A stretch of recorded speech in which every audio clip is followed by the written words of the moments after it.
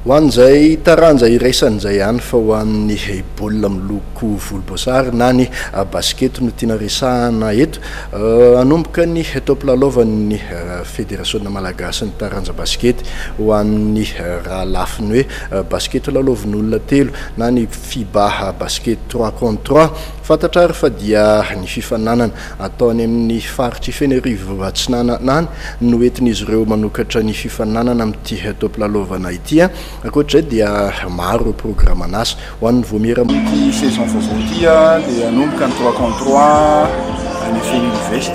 Any hoe 3 contre 3 zany amin'izao zaraina kategoria anankiroa, misy ny atao hoe anankitelo, misy ny atao hoe grassroots, misy ny atao hoe school tournament hoe ny tsekoly, misy ny elite zany ireo atao hoe elite amin'ny basket eto Madagasikara no natsoina ao anatin'ilay elite.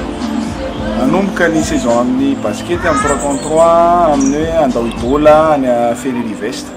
Io zany ny atao hoe kategoria ana grassroots, raha miasa amin'ny ligue régionale Nanaranjofo, raha miasa ny fédération sans ligue zany izy amin'ny fanapariahana 3 contre 3 ataony 23-24 mars any Fenerivo. Natao izy io ho an'ireo mpakafy basket satria hatramin'izao tsika atao hoe ao anatin'ny taona fahatelo amin'ny promotion any 3 contre 3 natao hanapariahana an'ilay taranja iray zany eto Madagasikara mihitsy satria mbola betsaka ihany ny faritra mbola tsy tena aina tsara ao anatin'ny 3 contre 3. Ankoatrizay inona kosa ny fifaninanana ho an'ny elite? Ho an'ny elite ny saison 2018-2019 zany dia isy elite anankitelo. Elite zany tsara ny manamarika azy fa raha taloha ny fédération miantso ny mpandray anjara, tonga amin'izao ndray zany ny fédération maha elite azy zay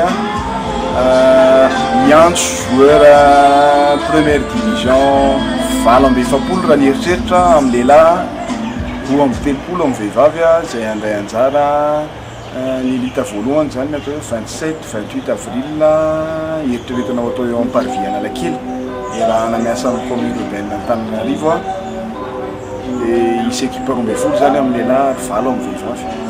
Mitanjona amin'le elite anankitelo amin'ny titony ity dia misy ezaka hoenjehana hoe amin'ny titony ity zany misy ny atao hoe Jeux africains izay misy 3 contre 3 voalohany eto Afrika ny Jeux africains. Zay zany aloha l'échéance enjehana voalohany. Ny elite zany atao amoahana ny équipe nationale andray anjara amin'ny Jeux africains voalohany sy fandraisana anjara amin'ny Coupe d'Afrique 3e édition zay mbola tsy fantatra zay anaovana azy fa teto aloha zany Madagasikara postulant amin'ny rang de fond anankiray amin'ny 3e Coupe d'Afrique.